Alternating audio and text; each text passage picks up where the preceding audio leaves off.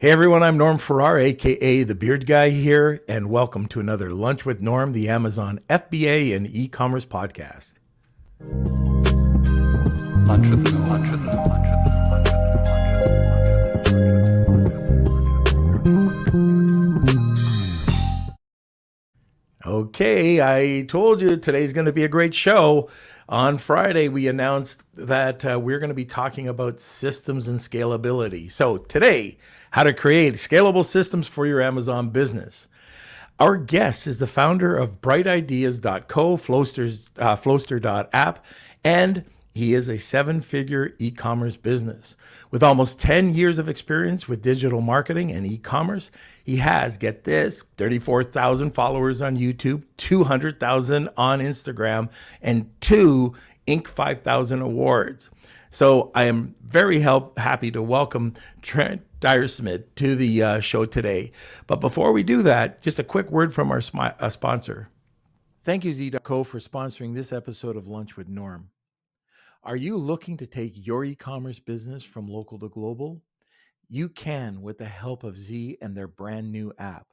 That's right. You can track live shipments with push notifications, get detailed lead times for each stage of your shipment, and store all compliance and VAT reclaim documents in the palm of your hand, all while listening to Lunch with Norm. Ready to expand your e-com empire and take your Amazon FBA business global? Use the link in the description to learn more about Z's new app that's now available on desktop and mobile. That's Z.co, ZEE.co. Okay, so where is the Squire? That's me. Hello. Welcome, everyone. And yeah, it's going to be a good show today. Can't wait. The best giveaway this is fantastic. We talk about great giveaways, but for any Amazon seller, I think you're going to be blown away by the giveaway today. So stay tuned. And stay tuned and smash those like buttons. Give us those thumbs up. We'd really appreciate it. And before we get started, I just want to do a quick shout out to our Beard Nation. So welcome, Mark. We've got Andy, DK, Kim, Howard, Simon. It's good to see you. How are you all doing? And let me see. If you're interested in being part of the community, just head over to our Facebook group, Lunch with Norm, Amazon FBA, and e-commerce collective. It's a totally free group. It's just a great place to kind of meet up with everyone and yeah, be a part of the community. Also, if you're interested in our membership program, you can go over to the Lunch with Norm website and click on the membership tab at the top, and you'll be taken to our screen where you can see the different tiers that we offer. And our highest tier is a bunch of Q&A sessions with me and Norm monthly. So you get 3 of those a month, along with a guest lesson, SOP, you get mugs, or 1 mug, and some M&Ms. You got a whole bunch of stuff, and it's all given to you. So definitely check it out if you're interested. And also welcome, Near. It's good to see you again. And yeah, we can get started. All right. So if you do have any questions, just throw them over in the comment section. So sit back, relax, and enjoy a cup of coffee. Welcome, Trent. Hey, Norm. Thank you so much for having me here. I finally hit the big time. Oh, yeah, right. Yeah. We got to send you a mug. Cool. So it was, we had a chance to talk a little while back, and it was really great to sit down and talk to you. I love that you're a systems person, and just sitting there and you blew me away. Like I was going through Flowster and just checking out some of the workbooks that you have, and I think they're called workbooks. Is that right? Playbooks. But they're fantastic. So I do want to just touch on it just briefly, and then we'll touch on it at the end a bit more. But can you tell us a little about yourself and what you do? Sure. So I've been an entrepreneur for a long time. Started my first real company in 2001, sold it in 2008 for just a couple of bucks shy of $1.2 million. And for a kid that grew up with no college degree and parents that were on welfare, that was kind of a big deal for me. And that really just adjusted course on the remainder of my life since then, because it gave me a mindset that I've been using since then, and obviously it gave me some capital. And so after selling that business, I discovered the internet, and I was fascinated with how to make money on the internet. And my very first thing actually was being an Amazon affiliate. That was way back in like 2010, I believe. So fast forward through, roughly a decade, and now I'm the owner of a 7-figure, as you mentioned, e-commerce business where we partner up with brands on Amazon. That's actually not even my main business. I haven't had an active role in that company now for about 4 years or so, but it is the one that won those Inc. 5000 plaques. And the success of that business, combined with a little bit of luck and some opportunities, led me into becoming the founder of Flowster. And Flowster is a process management software application where we publish a great deal of process templates, and then we bundle them up together and we call them playbooks. And our customers find great value in these because it allows them to accomplish really, I think, 2 really important things. One is, how do I get my new people up to speed really quickly? And then number 2 is, I'm the founder, I'm working too hard, I do too much stuff that I would really like other people to do for me. Make it easy for me to delegate work to other people. And a lot of times the other people are virtual assistants, because for us small business owners, that's a very affordable form of labor. So we've become pretty much the leading platform for people that are in the e-commerce / marketing agency space who want to solve problems that are like the ones that I've just described. I got to know about Flowster. Stephen Pope was on, and he was talking about some of the processes he was using for keyword research. And he published a flow, and it was fantastic. So this is great. It was a complete fluke that we actually ended up talking and found out that you were the owner of Flowster. That was great that we got to talk about it. And I can't wait to use the product. I have not used it, but I know a lot of people that have used it, and they just rave about the product itself and the time that they get to save and the quality and the consistency of the work by using it. So our SOPs take a lot of time to put together. And I was talking to our team this morning because I knew we were going to get on with you today. And I bet you we could save a ton of time by taking a look at the product. So that's later on. Let's talk about this. First of all, I rarely do this, but at the beginning of the podcast, I usually forget. But you've got a really awesome giveaway for Amazon sellers today. You want to just let us know what that is? Yeah, so it's my flagship product for Amazon sellers. The acronym for it is WEBS, stands for Wholesale E-commerce Business Systems. So my particular Amazon business, we're a reseller. And back when I started the company 5 years ago, before I had a software company and before WEBS even existed, I knew from being online for a lot of years and using virtual assistants for a lot of years and having read the E-Myth, I knew that it was critical to have standard operating procedures for all of the stuff that I wanted my virtual assistant team to do and ultimately for my employees to do. So when I launched my Amazon business in the fall of 2016, I was super focused on writing out all these SOPs. We did 1.1 million, I think, in our first year. And then over the next 3 years, we grew to over $3 million. In a year after I launched it, and I'm sorry this is a long explanation, but it's needed for people to understand the product. A year after I launched it, I was invited to a conference, and I got up on stage and there was about 500 other Amazon resellers in the audience. And I said, "Hey guys, I've got nothing for sale. I'm just gonna share with you how I got all this growth." So I gave the whole talk, and I'm talking about all these SOPs that my team and I have spent like a year developing. And when I got off stage, I was literally mobbed by people who they all said the same thing. I love the idea of having SOPs. I know I need them. But I don't know how to make them. And they sound like they're really time consuming to make. Could you maybe just sell me a copy of yours? And, when the first person asked that, I didn't think much of it. But when everyone kept saying the same thing, I thought, oh, well, I guess maybe there's an opportunity for me to take my SOPs and make a copy of them and turn it into a product. Well, lo and behold, we ended up selling millions and millions of dollars worth of those SOPs at $2,500 a pop to quite a few people. And so that's my free product. I'm going to give away one copy of Webs, which normally sells for $2,500 to whoever in your audience that you pick. So it's basically a complete list of SOPs for Amazon sellers. They're all fully customizable. Excuse me. They live in the Flowster software. So you do need to have a Flowster software subscription for that, but Flowster is not too terribly expensive. And we can probably come up with a coupon code to give people like a 6-month free trial or something. I'm open to doing that. So they don't have to pay any money. They don't have to pay any money up front to get the free thing. Yeah.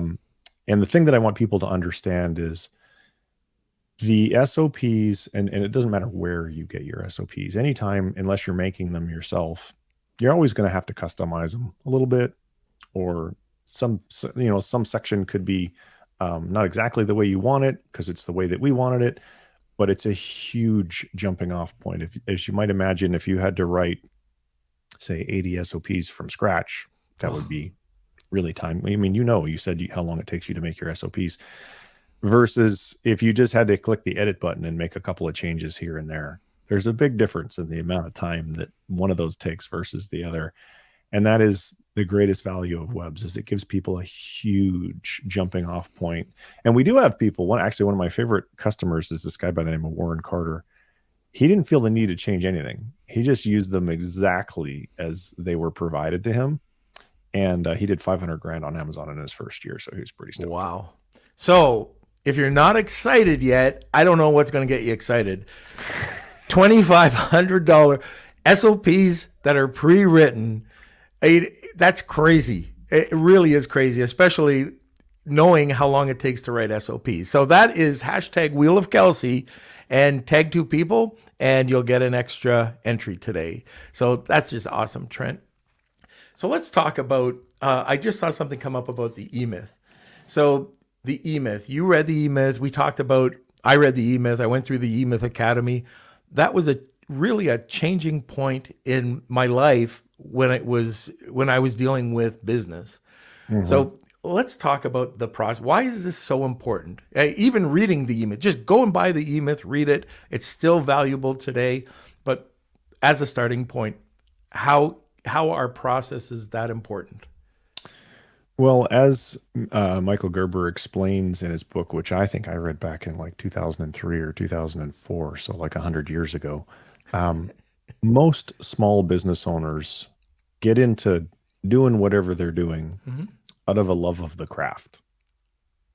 I love marketing, so I start a marketing agency. I love e-commerce, or I love making, whatever the thing is you want to make. So you start selling it on Amazon. And what'll happen is that as you start to get traction in your business, you actually then become the bottleneck of your business because you haven't formed the habits of leadership that are required to scale your business beyond, a certain level. And for every business, whatever that level is different, but generally it's going to be a couple $100,000 a year, maybe $1 million, depending on, but that's pretty unlikely. And so us small business owners, and then we start getting, too much work. We have what I call entrepreneurial freedom, the freedom to work 24 hours a day and on weekends and sacrifice everything to try and make this business go. And the downside of that, of course, is then your business starts to suck the life out of you. And then there's all sorts of negative repercussions on your emotional well-being, your health, your family, of becoming a slave to your business instead of your business being a slave for you. And so the key out of that penalty box is to start to build a team. But if you haven't built a team before, like many founders, well, they don't even know how to do that because they don't know how to hire the right people. They don't know what kind of people they need. And then they don't trust that those people are going to do the work as well as they can do it themselves. And I hear this one all the time, writing an SOP for insert whatever example you would like will take me an hour, but I can do the thing in 15 minutes. So I'm just going to do the thing. But the problem is then you're stuck doing the thing over and over And over and and over over. and over again. Whereas if you would just take the hour, your return on your investment of time is infinite, because then you never again have to do the 15-minute thing. Like, to use as an example of this to really bring it home for your Amazon sellers, is when I started my Amazon reseller business, the very first phase of sourcing a product is to do a search on Amazon and find products that meet your criteria and enter them into a spreadsheet and run them through these filters. And we would do this by using a tool to extract all the products that were in a competitive seller's store. Like, it was really like step 1, step 2, 3, 4, 5. And you didn't have to have prior experience, but you needed really clear instructions. And I looked at that, and we've done that process now literally thousands of times in the last 5.5 or 6 years. And I thought, I don't want to do that. That seems just horribly boring to do over and over and over again. So that's why I took the Gerber approach, and I decided I'm going to do this like one time. And I'm going to document the heck out of it so that when I'm done, I don't ever have to do that again. And then you can just take that lesson, that mindset, and look at every other area of your business, of which there are an endless number of possibilities to do this, and just reapply that same formula. And we can talk about as many as you would like, or go down as far down that rabbit hole as you'd like. But I hope I did a good job of answering your question. Of course. So going through that first one, and what I found is, okay, you spend the time, you spend that hour to do it, but a lot of the times, I think some of the hiccups for the first time when you do it is that you rush through it and you miss a lot of points. So what happens is the VA, when you hire them, first have a bad SOP to work from, and secondly, usually are not properly trained. And so all of a sudden, now you've got a VA that's not performing properly. You have to take the work back because you're the only one that can do it.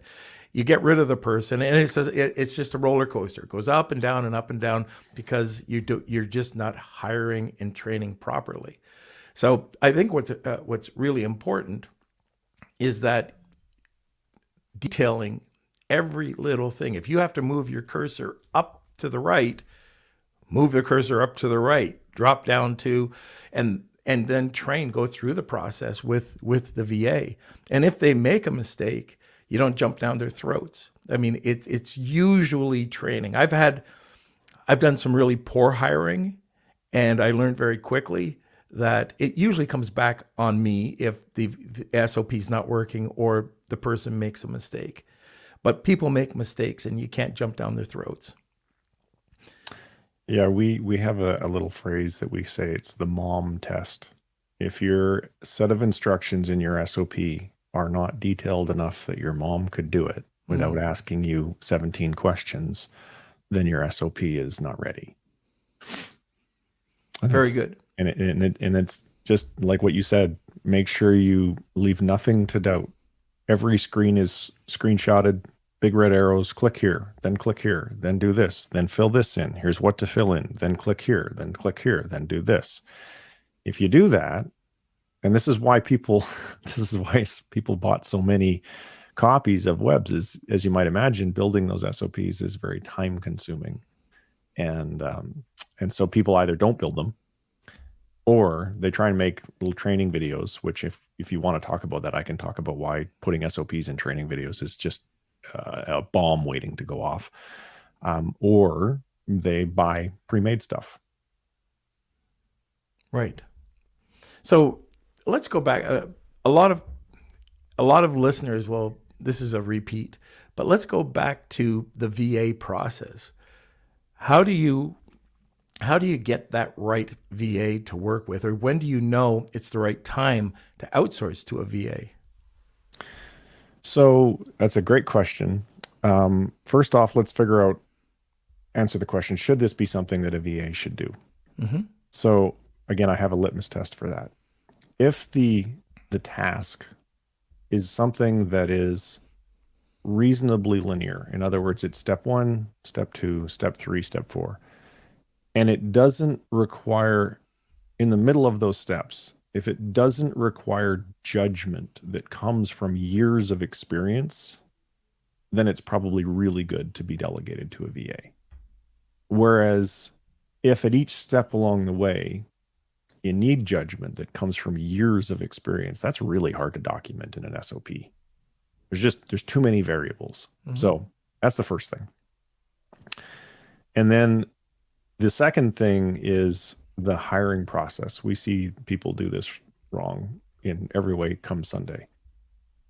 Oftentimes, so what we do is, first of all, we build a filtering system, and my wife is the one that handles it, but it's essentially, I think it's a Google Doc or a Google survey or something, a form where people have to come off of Upwork or onlinejobs.ph, and they've got to submit their application on this Google Doc, Google form that you've created. And the reason for that is you just want one place over which you have control where you can review all these applications easily. And I know for my wife, she doesn't really like the interface of how you get so many applications in Upwork or online jobs. So it gets messy. So you want to avoid the mess.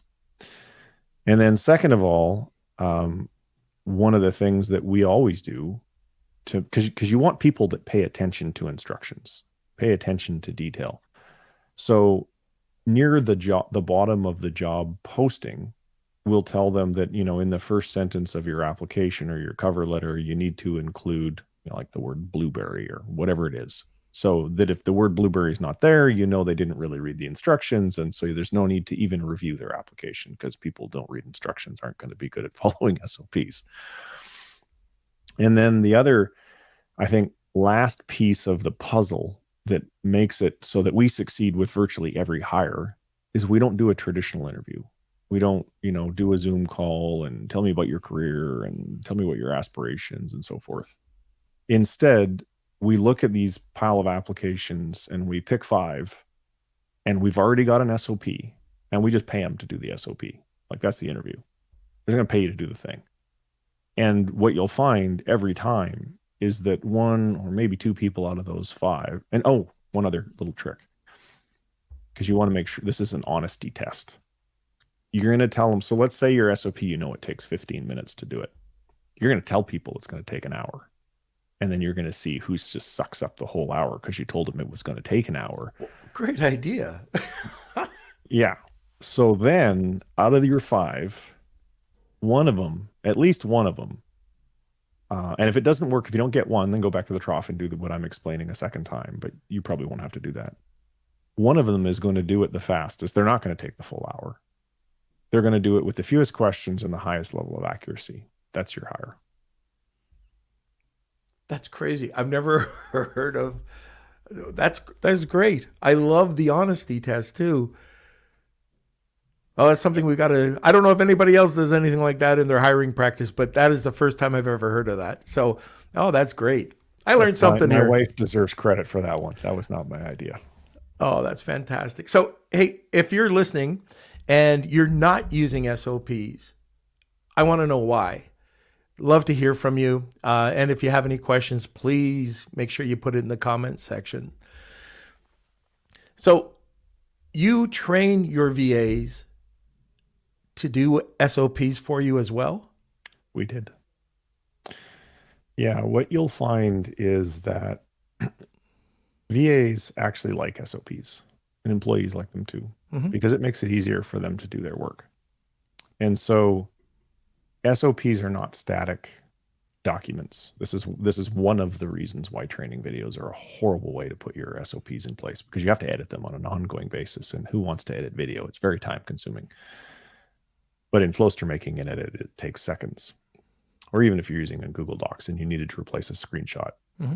So I don't want to go too far down that rabbit hole, so let me answer your question.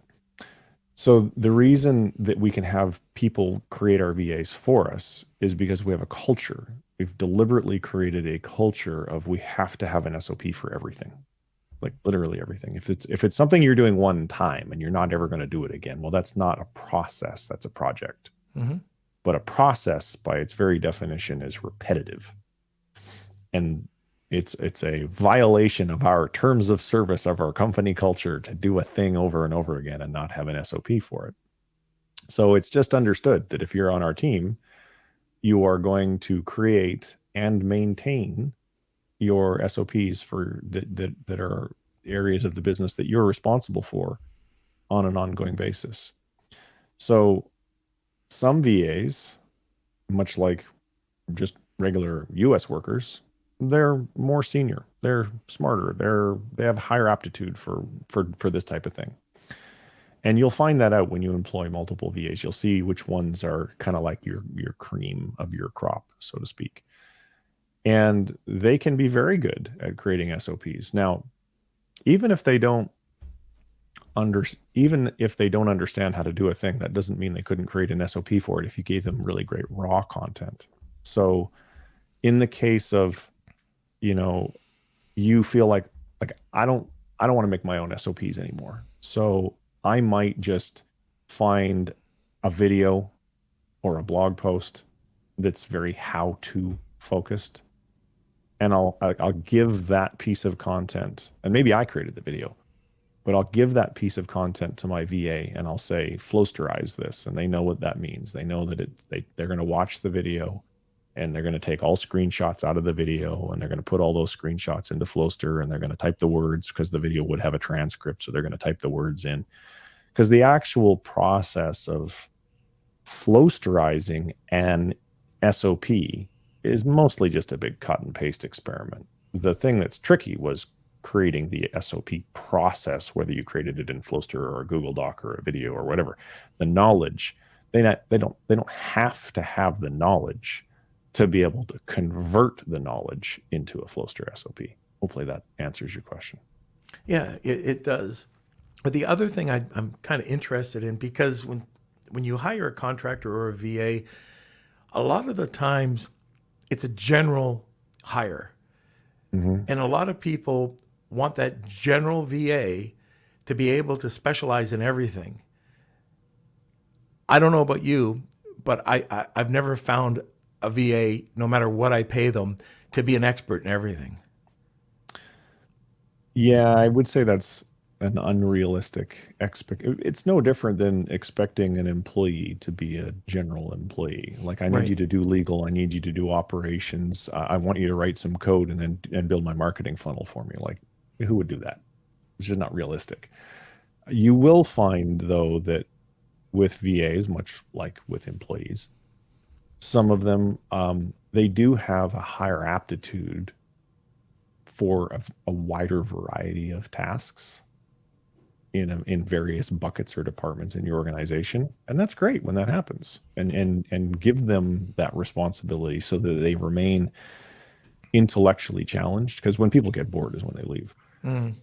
But then, much like, US or Canadian employees, you're going to find some people that they just want to do the thing over and over so they can get through their 8-hour workday or whatever it is and go play with their kids. Okay, so those folks just keep doing the same thing over and over again. Right.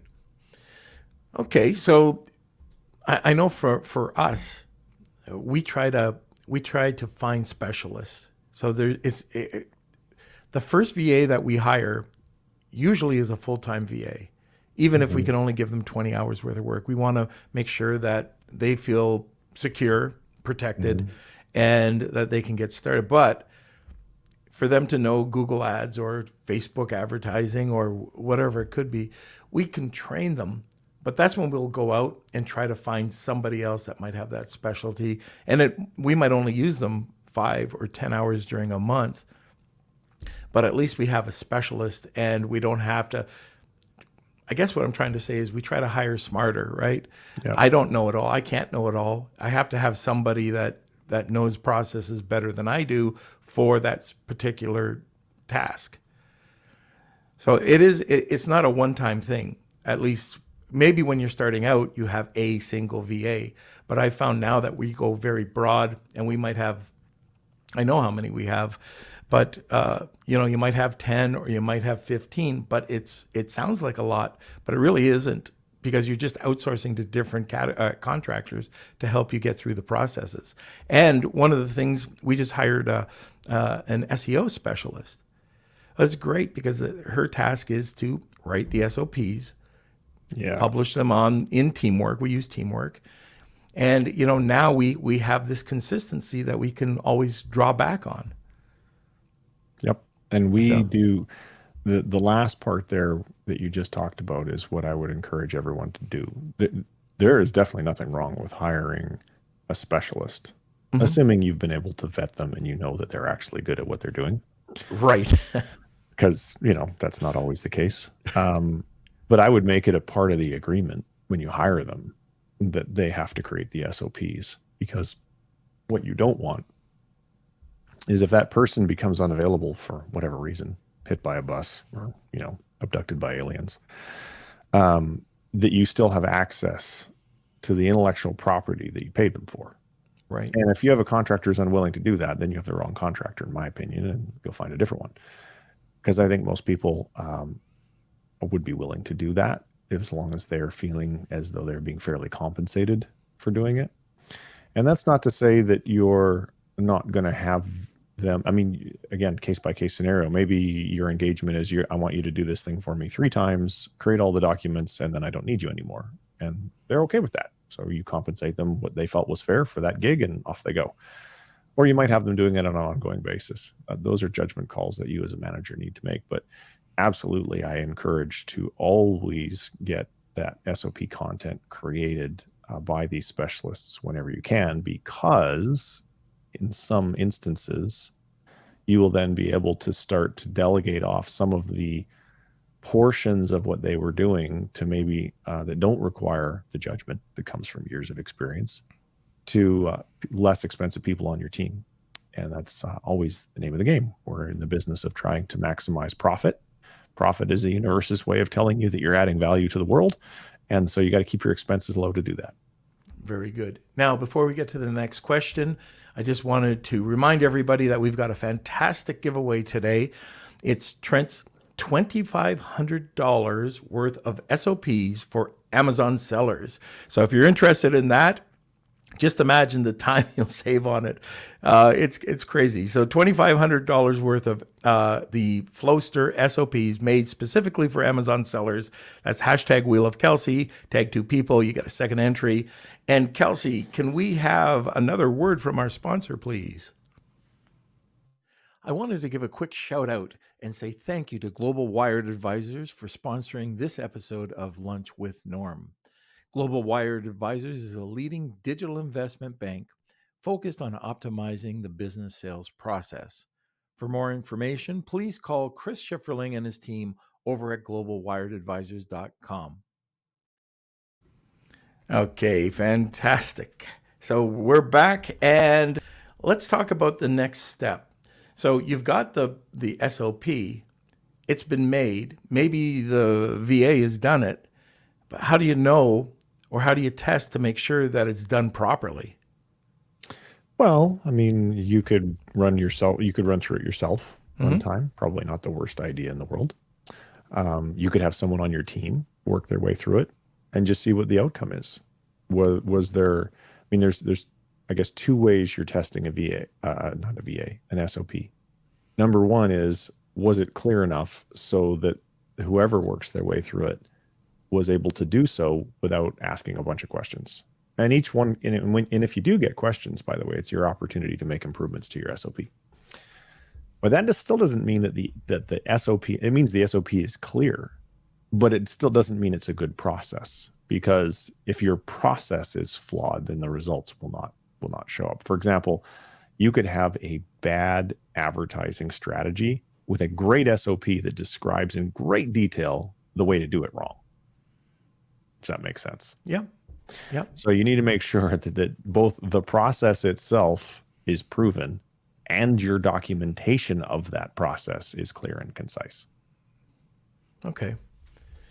So one of the other things I was wondering about, and I know we touched on it, but can we talk about maybe a couple action steps on how you can automate and delegate the processes in your business? Yeah, sure. So I don't know if you want to take it from here, but what are the steps? Okay. So that's a fairly broad question. It is. Let me, I mean, I guess we could go back and talk about the aspect of sourcing products, because in my business and in everyone's business, the more products that you have, the more revenue that you can generate. And I know with the webs product that is our giveaway for today, the section of that product around the concept of sourcing is really the biggest area of value for the people that bought it. Now, by the way, as I'm doing this, Norm, feel free to interrupt me. If I'm going down the wrong rabbit hole and I'm not doing a good job of answering your question for what you had in mind, please course correct me and I'll do my best. No problem. So to do that in our world was, first off, find stores, existing stores on Amazon that met certain criteria. And that's sort of labor intensive, really redundant, or not really redundant, but kind of boring and really repetitive. So if that sounds like some other area of your business, hopefully what I'm explaining can be a good metaphor of how to solve the problem.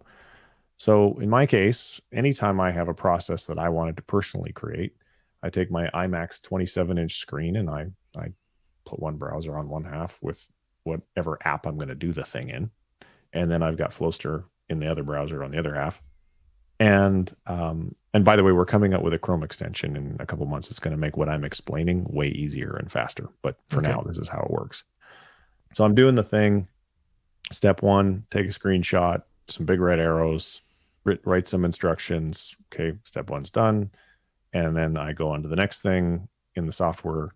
You know, I'm doing what I'm clicking here. I'm doing whatever. Essentially, I'm just documenting that process. And I realize this answer sounds simple, which it is, and it's fairly easy to do. But it's where the gold lies, because until such time as you have gotten rid of, as a founder, all that really repetitive stuff that's time sucking, you don't create the time in your calendar to be able to work on the more strategic, high value activities. So in my case, I knew that the thing that I needed to do most, it's called the zone of genius. I needed to be on a Zoom call with as many potential suppliers per week as possible, because every one of those conversations gave me a pretty good opportunity to convince them to authorize us as a reseller, or potentially the exclusive reseller of their products.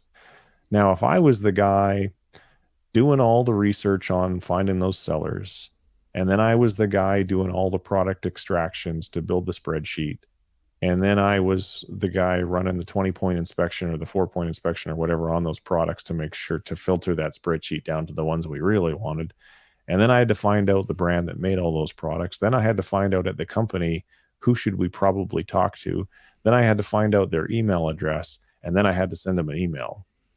I would have spent the bulk of my week doing that every week, because I timed it once. It takes approximately 13 minutes of research per potential product. And in our case, we like to send 500 emails a week because it's a volume game. Well, do the math on that. There ain't enough hours in the week for me to do 13 minutes times 500 products every week. Like, it just doesn't work. So again, I don't know if I'm doing a good job of answering the question that you described. So I feel like I just want to take a pause. No, again, the question was just if we could do action steps based on how to automate and delegate processes within the business. Yeah, and I guess the reason I'm struggling with that is there's so many. The question is broad, and so I'm trying to be. Why don't we narrow it down? Yeah. So to get started, we've got a lot of listeners here that are new or don't have it. They do it all themselves. I know. Do you know Kevin King? Mm-mm. No. Kevin's a very well-known Amazon seller and service provider. And he did everything himself. And he had a huge operation. And I just don't know how he did it. I still don't know how he did it. But I wouldn't want to be that person. Yeah. I wanted to get as much off of my, like I saw Simon say, delegate, delegate, delegate. And that's 100% what I want to do. So let's take some of the more basic, repetitive tasks. And what would those steps be to get you on your way to creating that SOP? So identifying like step one, identify the repetitive task. What would the next step be to finishing the SOP and giving it to your VA? So it's actually disappointingly simple, the answer to your question. So I like the acronym do, document, delegate. So do it while you're doing it. Again, going back to my monitor of having, the monitor divided into two browsers or two monitors, whatever it is. Make sure you're documenting it as you're doing it. So that way you know that you can capture every single step. Because if you're trying to document it from memory, like, oh, I remember I did that before and I kind of know. No, like literally do it so that you can accurately document it. And then immediately, as soon as you have the first version of your SOP complete, give it to somebody else, because you can't QA your own SOP. And an SOP cannot be QA'd or quality assured by just looking at it and reading it. Somebody actually has to go and follow the instructions and do it. And then if that works, guess what? There's one thing that you used to do that you don't have to do anymore. So now pick the next thing and repeat the process. And I hope I'm not disappointing your audience with the fact that, it's not the sexiest thing in the world, but I'll tell you, when you save all that time and then you can invest that time to spend more time in your zone of genius and your bank account gets bigger, that's pretty sexy. Well, on that note, first of all, I want to congratulate you. But second of all, I want to know how you leveraged Flowster and your VAs to rank twice on Inc. 5000. I mean, that's an achievement. Yeah. Honestly, it was not any more complicated than completely delegating the sourcing product process, so that for the first year, all I had to do was respond to replies in my inbox and then get those people to book a meeting with me. And then I would just be like, put my sales guy hat on, and I would ask questions and I would point out deficiencies with their listings and issues that I'd uncovered. And then I would say, can we have a trial of working with you? And they would say yes, or they would say no. If they said no, I would overcome their objections. And 1 in 4 times I would convince them to say yes. And then even if they said, so here's another element of saving time. So let's say they say yes. Well, what's next? They're going to send you a wholesale account application. They're going to send you their price list. You got to negotiate margin. I didn't do any of that stuff. My VA would fill out the account application. Somebody else on my team would review the price list and do all the analysis. And then they would come back to me with a spreadsheet. And if I had to try and negotiate better margin, then on my next call with that supplier, I would try and do that. But if the margin was good enough and a purchase order was going to be issued, again, I didn't do that. Somebody else on my team followed yet another SOP for issuing a purchase order. So I stayed in my zone of genius. I literally did nothing else in the first year other than call after call after call after call with suppliers. And doing so, I mean, our revenue went from 0 to over $100,000 a month in just 5 months. Very good. In the wholesale, now I'm not a private label guy, so you have to, everything I'm taking, there's some version of it is true for private label, but it's different because you're not trying to get wholesale accounts. What you have to remember in wholesale is that one account can be worth $100,000 a month just on one account. So I remember we sort of cobbled our way to, like, I don't know, I think it was like $50,000 a month at 4 months. And then in the 5th month, I landed an account that was like a $60,000 a month account. Suddenly we were over 100. But had I not been obsessive about literally delegating everything other than the phone call, the Zoom call, those results would not have happened. And then, so how did we sustain that? Well, obviously, as those sales came in and cash flow started to build, I immediately started hiring more people. Now, in my case, I didn't rely exclusively on VAs. because I didn't want them all reporting to me, because then that's more day-to-day management stuff that I had to do that I didn't want to do. So I started hiring US employees. And then my wife got involved in the business. And then so the employees would report predominantly to her, because I actually don't really like having a lot of direct reports, because again, it's just more meetings in my calendar. It's more time. It's more busy work that I don't really want to do. And so we built a small team of mostly college graduates who didn't have any experience in our business at all, but they were moldable and they fit the culture, and they understood that this was a great experience for them to learn and to earn. And so they carried the flag and continued to develop many, many more SOPs than I ever personally developed. And the momentum, the flywheel effect kicked in, and things just kind of kept rocking and rolling. And after 12 months, I realized, okay, my baby knows how to run around the kitchen now, and I delegated myself completely out of the company. I didn't have any more day-to-day role. And that wasn't the reason for that, was that I'd given that speech and I'd got mobbed by all those people that wanted to buy copies of my SOPs. And that was when I was realizing that, okay, I'm going to build a software company, and I'm going to let my Amazon thing do its thing with my team running it. I'm relying on my SOPs. And that business to this day still produces hundreds of thousands a year in profit. And it's run by a half of a US employee and a small team of VAs and our SOPs. And my wife maybe works 2 hours a week there, and I work no hours a week in that business. So without the SOPs, we would never have been able to get to that outcome. Oh, fantastic. I'm going to follow your footsteps. But anyways, I really try, Trent, but I always get sucked back in somehow. But anyways, I love it. I love hearing these stories. I love systems. I love processes, and I love exactly what you're doing. So let's get to some of the questions. Kelsey, any questions that have come in? Yeah, so I think the first question that would be good to answer. And yes, let Simon know that there is probably an SOP out there to listen to Lunch with Norm 3 times a week, but it wouldn't be the same, Simon. But from Jessica Rabbit was asking, so it sounds like we need to create a sequential punch list of tasks to begin with. Is that correct? Yes, absolutely.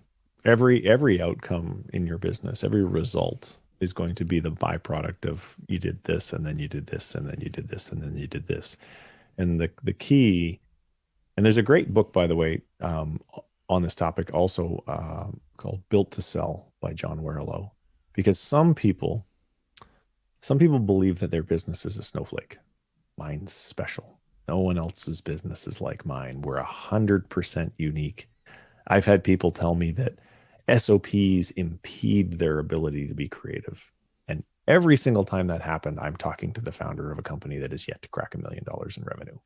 And they probably never will. Right. Because you can have growth or you can have control, but you can't have both. Well said. Perfect. And I'm not saying you have to give up all control. I'm saying you have to give up some control. Very good. And I'll go back to what we said originally. A lot of those founders or people who are trying to do it themselves, and they're not taking the time to write the SOP and train properly, and they just go into that entrepreneurial roller coaster, and they keep firing their VAs because they're not doing it right. I think they fall into that category as well. Yeah, I've seen many times, I've seen and spoke to people who, hey, Trent, I tried a VA, it didn't work out, because they tried to hire a VA with supposed experience in the area that they were hiring for. They did not provide them with an SOP. Maybe they provided them with a training video, which was high level and not super detailed. And then they sat back with unrealistically high expectations and assumed that this magical new VA who supposedly had experience in this thing would go and just hit the bullseye on the target and get the result that they were after. And when that didn't happen, when their expectations collided with reality, and results were subpar. They got frustrated, tension grew in the relationship, and ultimately the VA was let go. And they're like, see, I'm the only one that knows how to do this, so I'm going to Right. do it myself, damn it. Yeah. And that is that's the kiss of death as soon as you start thinking that way. Exactly. That's E-Myth. E-Myth. Yeah. Got to read it. Okay, Kels, next question. All right. Do you hire VAs to work in teams? Is there an SOP they're expected to follow as a member of the team, or do you address that on ad hoc basis? I think either way is fine. In our organization, we don't name a specific team that a VA is on. However, if that VA is just involved in sourcing products, I guess you could say they're on the product sourcing team, even though we don't say, hey, you're on the product sourcing team. So I don't think that there's a right or a wrong way to do that. What's important is that, again, I'll be a broken record, is you have great documentation, you have clear expectations on what the results are intended to be and the level of productivity. Like how much time are they going to work for you that week, and what are the results that you're expecting for them to deliver that week, given the amount of time that they're going to work and the processes that you've provided them with. Right. And within the SOP, we, at least for us, we always put exactly who they're going to be reporting to. We don't put the person's name. We just put like PM for project manager or Yeah. SPM, so people know who they have to report to. Yep. Okay, and our last question, we've touched on it before. I'm not sure if there's anything you want to add to this, but from Dr. Cause, 90% of sellers are small and solo. Given this backdrop, what are the first tasks would you recommend handing over to a VA? Also, what are the first few SOPs to start putting together? So Norm, is your audience, I don't know, is your audience an even match between private label sellers and wholesale resellers? Are they all wholesale or Probably more FBA, private label sellers. private label? Okay. So a little harder for me to answer that question because I never built a private label business. I dabbled in it before I got into wholesale and figured out that I didn't like it because it didn't fit for my mindset. So in private label, I would look at because launching a product starts with product research, right? You got to figure out like, what do I want to make? What's this product that I want to bring to market? So I would look at the process that you go through to research, to come up with ideas, and then to stack rank those ideas, and then to research those ideas so you get to the point where you're pretty darn confident, based on your own judgment and experience, that product is going to be a success. I would unpack that whole thing and figure out what part or parts of that don't require the judgment that I have from my years of experience as the founder of this private label brand. And if you're honest with yourself, there will be parts that you can absolutely systematize, especially like if you build a scoring system for your products and then you're saying, well, I want product ideas that match filter 1, filter 2, and filter 3. So that's linear, step 1, 2, 3. And then you'll put them in a scoring system. And then maybe the ones that achieve the top rank in the scoring system, then you'll personally review those ideas and use your judgment that comes from your years of experience to make the final decision. But all that legwork beforehand, and that was one of the things I loathed about private label, was just the whole research process was just really boring. I would figure out absolutely how to systematize that so that I didn't have to do it. Yeah, one of the other things that saved me a lot of time, and you think about Amazon FBA, but it's other things like your bookkeeping. I have a person that'll go and they'll just send over any receipts that come in over to the bookkeeper. I don't even see them. Well, I do. Kathy will put all the receipts, she tags them green, and it goes onto a spreadsheet. Instead of going into my inbox every morning, I could just very quickly look at what was in the spam folder, what was in what she archived, what came in payment wise, and what's going out. And she's already sent them all over to our bookkeeper, and then they take the receipts, upload them into QuickBooks or whatever, and it just saves a ton of time. So I'm glad that you mentioned that because it's helping me to come up with other thoughts about how to solve this, how to answer this question. I would look at across your entire business, like track your time for a whole week. Get a time tracking app and be diligent about tracking your time and then categorizing it to how your time is spent. And then when you're done at the end of the week, ask yourself of the buckets that you invested your time, which of those buckets were in your zone of genius and which weren't. And for the ones, for example, like checking Amazon account health, checking ad campaigns, dealing with review management, dealing with customer service inquiries. I don't really think any of that stuff is probably in anyone's zone of genius if you're the founder of a private label brand, but it's important stuff and it's got to be done. But why are you doing it? Right. Yep. Good point. Okay, Kels, was there any more? I see Simon said something. I'm not sure if it's a question or a statement. Yeah, we have one more from Simon. I'm guessing you need to have a clear picture of the goal before you can start the set of tasks to achieve that goal. How do you set the goals in the first place? I don't think, Simon, that I would call it a goal. I would just call it an outcome or a result. So again, let's use the Amazon account health as an example. I mean, I don't think anyone has a goal of keeping it in the green. They just know they need to do it.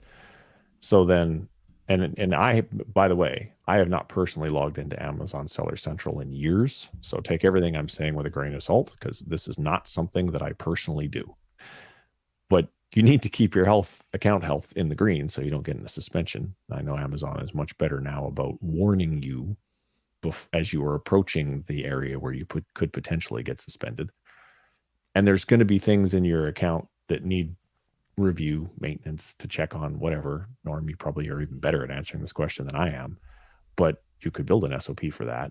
And then you could say, well, this is the first thing you got to do. This is the second thing you got to do. This is the third thing you got to do. And once those things are done, your preventative health check is done for the day, and you can move on to the next thing.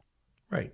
No, I think that's fine. I don't think I have to add anything to that. Yeah, perfect.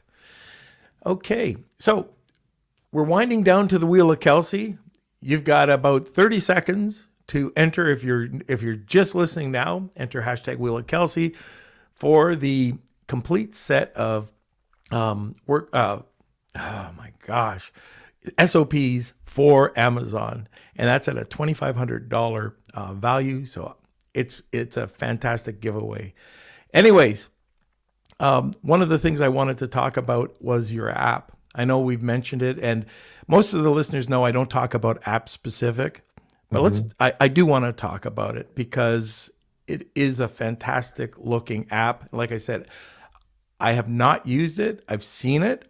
I've seen how it worked through Stephen Pope.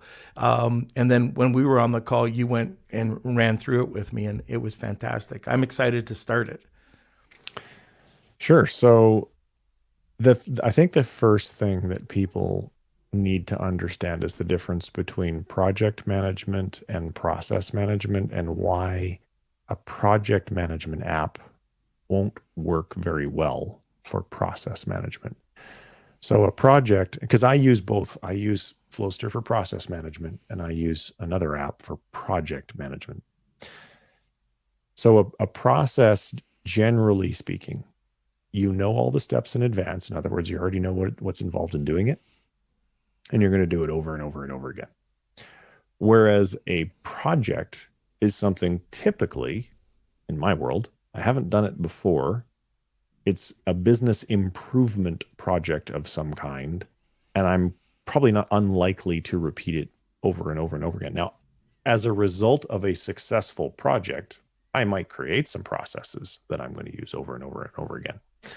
But the first thing to understand with Flowster, and the last time I was talking to the president of a $10 million, very well-known $10 million a year information and training company.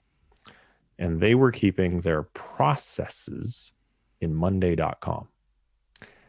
And Monday, much like every other project management tool, you can create a process and call it a template. And then every time you want to repeat the process, you can make a copy of the template. And at first glance, people think, well, what's wrong with that? That seems to work. But here's the rub. I'll use producing a podcast episode because it's an easy way for me to explain this. Is my typical go-to. So I have in Flowster, we have a template for, and you could do this for keyword research. Let's do it for keyword research. It's more applicable to your audience. So you have a template in Flowster, and this is Steve Pope collaborated with us on this, for doing keyword research and optimizing a product listing. Now, for a typical Amazon seller, you're going to do that a lot. Every time you do a new product, every 6 months, every quarter, whatever, you're going to do that over and over. And if you have lots of products in your catalog, you probably have people on your team who are doing that concurrently. It could be happening in 10 or 12 or 15 instances at a time. So in Flowster's vernacular, we call every one of those instances a workflow. So you've got your master template, and then each time for product 1, you're going to run a workflow, and you're going to follow the steps. In product 2, you're going to run a separate workflow. And each of those workflows could be assigned to a different person and given a different due date. But here's the big thing, the point I'm trying to make. If your process template changes, as they always do, because you learn a new thing, you discover a better way, you want to add a step, whatever. Maybe you change your software tool. In Flowster, when you're done updating the template, Flowster will automatically go and update all of those workflows, those active workflows that are based on that template. But in project management software, that doesn't happen. So if you have made, say, 10 copies of your template because you're concurrently or simultaneously optimizing 10 different products in your catalog, those ones didn't get updated. You have to manually go and copy and paste 10 times. That's wildly inefficient, number one. And number two, you're just introducing errors, because the more times a human being is making clicks, they could get interrupted, sidetracked, got to go pee, forgot what I was doing, came back and did something else. And then now the people who are working on maybe 5 of those product listing optimizations are working from an outdated template, because the software does not have the ability to update them automatically. So that's the big difference in what I call features and functions of the software. So that's one of the really compelling reasons. And this $10 million company, when I showed him that, he was like, we're switching, because he already understood that process compliance and change management, when you have a lot of processes, and in a $10 million company, you got a lot of processes, that was a big deal for him. Now, the second really big deal about Flowster is our template library, our marketplace. And I, rather than call it a template library, I call it a marketplace, because much like Amazon, anyone can put templates up for sale within Flowster. We have third-party sellers who've created templates in Flowster, and then they make them available for sale for other people. So you can actually make money off of our software platform. But the big deal for new users, of course, is that we have hundreds and hundreds. Like, we have the Amazon Seller Playbook, which actually normally would be, so we have 2 versions of our Amazon stuff. The version, if most of your people are private label sellers, Right. the better giveaway is the Amazon Seller Playbook. The webs thing is more for wholesale. So we can switch the giveaway. Perfect. Okay, very good. So in the Amazon Seller Playbook, there are, I don't know, 70 or 80 SOPs, something like that. Imagine you don't have anything. You got to go create all that stuff from scratch. Like, you're talking months of effort to create processes, and then you got to hope that they're good, and you got to QA them and improve them and so forth, versus just tapping into the fact that they're already pre-made for you. And even if they're not exactly perfect the way you want them, because maybe you use this app instead of this app, and so you need to change a couple of the screenshots that are in the particular checklist because you're using Jungle Scout versus Helium 10 or whatever. Still a huge time saving versus creating all that stuff from scratch. And especially for people who've never created processes before, they don't even know what best practices for creating a process is. So I've had people say to me, Trent, when I first created my Flowster account, I downloaded a bunch of processes from the marketplace, not because I necessarily needed those processes. I just needed to know what a good process looked like, so that when I instructed my team on creating our own customized processes, we had a benchmark to compare our processes to, versus, if there was nothing that was in there, then it's kind of like the wild, wild west, and you don't know whether you're using best practices or not. Yeah, I love the library that you have. Yeah, it's probably the greatest asset of our software is that library. And that library, the reason that we made it available for third-party sellers to create and sell their content there is, much as you might imagine, Amazon has the world's greatest selection of products, not because Amazon's the seller of all of those products, because they built a very popular marketplace that now lots of other people come and sell their products in. That's the same exact goal that we have for the Flowster marketplace. So we are continually forming new partnerships and continually publishing more SOP templates. And some of them are paid, but still to this day, the vast majority of them are at no extra charge over and above your Flowster subscription. And you can get started on Flowster for free. The last time I checked, most people could afford free. I think I can. All right. So that was a great description. Again, all I can do is tell you what I saw and the vast opportunity. If you have not started to create processes, check it out. I'm not making anything. I don't have an affiliate account. So just check it out. I'm telling you because I liked what I saw. Okay, so let's head over to the Wheel of Kelsey. You've never seen this, Trent. Nope, first time for me. All right, here we go. All right. Here we go. The Wheel of Kelsey. It's time for the Wheel of Kelsey.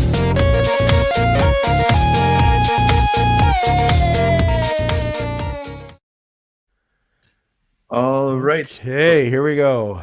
Thank you, everyone who entered. This is for the live audience joining us. To enter, you just need to put the hashtag Wheel of Kelsey. So thank you, everyone. I'll shuffle these up. And here we go. 3, 2, 1. Somebody is going to be happy.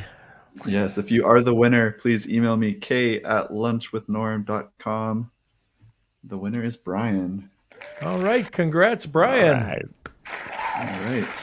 So Brian, I have your contact information already, so I'll be in touch with you and work it out with Trent, and we're all set. Cool. Okay, that's fantastic. So Trent, really, thank you so much for coming on. Thank you for the incredibly awesome giveaway as well. I wasn't expecting that when I asked. But anyways, how can people get a hold of you? I know we've posted the URL in the comment section, but if people wanted to get more information about Flowster, how do they contact you?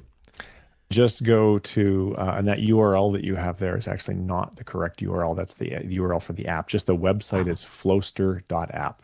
Just type in Flowster.app and it will take you to our homepage. And then there's the blog and the nav, and you can get to the marketplace and sign up for a free account and do whatever you would like. If anyone has questions about Flowster, we've got a great support team. You can get a hold of them at support@Flowster.app and ask whatever questions you like. We have a Facebook group. We got a whole bunch of ways that we're trying to create as much community as we can so that people can get as much support as they need to be successful in their business. Okay, that's fantastic. Well, once again, thank you for coming on. I hope we can have you back if you'll have enough time for us. Oh my goodness. I'd come back in a heartbeat. Are you kidding? It's been a pleasure to be here. Anytime someone like yourself, a fellow podcast host, gives me an opportunity to come on and share knowledge and indirectly promote my product, of course, I'd be a fool to turn down those opportunities. And I really do appreciate it very much. You've been super generous with your time. And I'd like to thank your audience for making the time to be here and listen and ask questions, because this is one of the ways that we help get the word out. And we do get a lot of word of mouth. And so it's really great. So thank you so much. Well, you're very welcome. Okay, everybody. So I'm sure you enjoyed the episode. Congratulations once again to Brian. We're going to be having John Cavendish on. I think that's Wednesday, and we're going to be talking about how to solve Seller Central problems. I don't know about this. He says with ease. Anyways, let's have a quick word from our sponsor, and then Kelsey, come on back. Thank you, Sellerize, for sponsoring this episode of Lunch with Norm. Sellerize is your comprehensive solution for your everyday business needs. Everything you need to grow and scale your Amazon business is just one click away. For more information, contact Dima and his team over at Sellerize.com. And remember, Sellerize is with one R. Oh, Okay, where are you, sir? All right. Yes, another great episode. That was good. Yeah, I know Rosalind, Jessica Rabbit was saying it was one of the best Lunch with Norm episodes. The distinction between process and project management is so helpful. Thanks, Trent and Norm. So that's great to hear. Also, just in general, we're going to be going into the new year, so we're interested in what topics are you interested in listening on the podcast? If you have any suggestions, you can comment it here or email me k@lunchwithnorm.com. And we're just interested. We want to make this podcast the best podcast it can be, and we want you to enjoy it. So and find value. Also, don't forget to smash those like buttons, give us those thumbs up. And if you're interested in learning more about or interested in our membership program, you can join our Patreon program at lunchwithnorm.com. On our website, and just click the membership button, and it'll take you through everything that we offer, from private group sessions with me and Norm to guest lessons. We have SOPs, monthly SOPs that we dish out to you guys, deals and discounts. So it's really great. And I know I love just hanging out with everyone and getting to know the Beard Nation in person. So yeah, thank you, everyone. Congratulations, Brian. And yeah. And I think for those of us that are still hanging in there, for Friday, we're just going to have a Q&A session. We're going to talk about the year in review, what's going forward. And we'd love to have everybody there just asking questions. If you feel like popping on and talking a bit, it's just an open session to end up the year. Yeah, so that's the New Year's episode, 2 weeks from now. Next episode is, our Friday's episode this week is Tomer David. So just keep that in mind. So we're going to be doing the Q&A session 2 weeks from now. Oh, that's right. I'm sorry. You know what? It's that time of year. That's why I'm here. That's why you're here. Okay, everybody. Yeah. So join us every Monday, Wednesday, and Friday at noon Eastern Standard Time. And look, we say this all the time. We can't say it enough. We love having you as part of our community. We could not do this without you. And we will see you on Wednesday. Lunch with Norm.